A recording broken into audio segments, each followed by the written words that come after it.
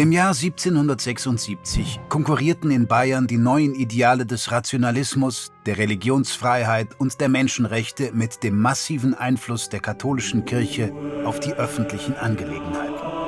Jenseits des Atlantiks erhob eine neue Nation basierend auf diesen Ideen Anspruch auf Unabhängigkeit. Doch in Bayern wurden die Versuche des Juraprofessors Adam Weishaupt, weltliche Philosophie zu lehren, weiterhin vereitelt. Weishaupt beschloss, seine Ideen durch einen Geheimbund zu verbreiten, der die Schwächen der Kirchenideologie aufzeigen sollte. Er nannte diesen Geheimbund die Illuminaten. Als Vorbild für seinen Geheimbund nahm sich Weishaupt die Freimaurer. Ursprünglich waren diese im späten Mittelalter eine elitäre Zunft von Steinmetzen gewesen und hatten sich von der Weitergabe ihres Handwerks zur allgemeinen Förderung von Wissen und Rationalität umorientiert.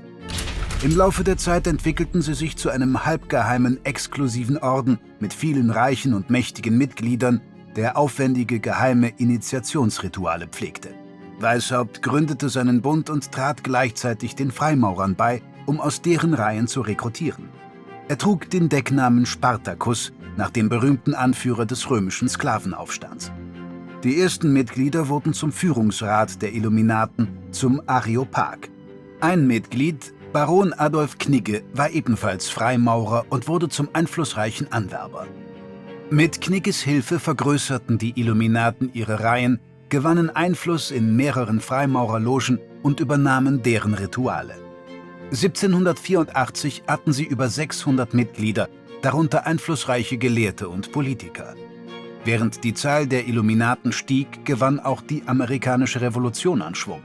Thomas Jefferson erwähnte Weishaupt später als Inspiration. Die europäischen Monarchen und der Klerus fürchteten sich vor ähnlichem Treiben in ihren eigenen Ländern. Inzwischen war die Existenz der Illuminaten jedoch ein offenes Geheimnis. Sowohl Illuminaten als auch Freimaurer stammten ausschließlich aus der reichen Oberschicht, wodurch sie ständig mit Angehörigen des religiösen und politischen Establishments zusammentrafen. Viele in Regierung und Kirche glaubten, dass beide Gruppen den religiösen Glauben der Menschen untergraben wollten. Diese waren jedoch nicht zwingend gegen Religion. Sie fanden lediglich, dass diese vom Staat getrennt werden sollte. Dennoch begann die misstrauische bayerische Regierung, Dossiers über angebliche Illuminaten zu führen. Gerade als sich Illuminaten wichtige Positionen in Regierungsbehörden und Universitäten sichern konnten, verbot ein Erlass von Herzog Karl Theodor von Bayern 1784 sämtliche Geheimbünde. Ein Verbot von etwas Geheimem mag zwar kompliziert durchzusetzen sein, doch in diesem Fall funktionierte es. Nur 9 Jahre nach der Gründung wurde die Gruppe aufgelöst, ihre Unterlagen beschlagnahmt und Weishaupt ins Exil gezwungen. Im Nachleben wurden die Illuminaten jedoch berüchtigter, als sie es während ihrer kurzen Existenz je gewesen waren. Ein Jahrzehnt später, im Zuge der Französischen Revolution, behaupteten konservative Autoren, die Illuminaten hätten überlebt und den Sturz der Monarchie inszeniert. In den USA propagierte der Prediger Jedediah Morse ähnliche Thesen einer Illuminatenverschwörung gegen die Regierung. Obwohl die Idee einer geheimen Gruppe, die politische Umwälzungen steuert, auch heute noch kursiert, gibt es keine Beweise dafür, dass sich die Illuminaten wieder formiert oder im Untergrund überlebt haben. Deren kurze Existenz ist in den Akten der bayerischen Regierung, der immer noch aktiven Freimaurer und vor allem durch Überschneidungen dieser Quellen gut dokumentiert, und seither hat man nichts mehr von ihnen gehört.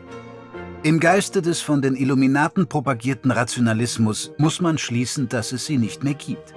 Aber die Ideen, die Weishaupt zu deren Gründung bewegten, haben sich weiter verbreitet und bilden heute die Grundlage für viele westliche Verfassungen. Weder begannen noch endeten diese Ideen mit den Illuminaten. Der Bund stand vielmehr für einen Wandel, der bereits vor seiner Gründung im Gange war und noch lange nach seinem Niedergang andauerte. Erweitere deinen Horizont mit diesen Videos und abonniere unseren Kanal. So verpasst du nie die Gelegenheit, etwas Neues zu lernen.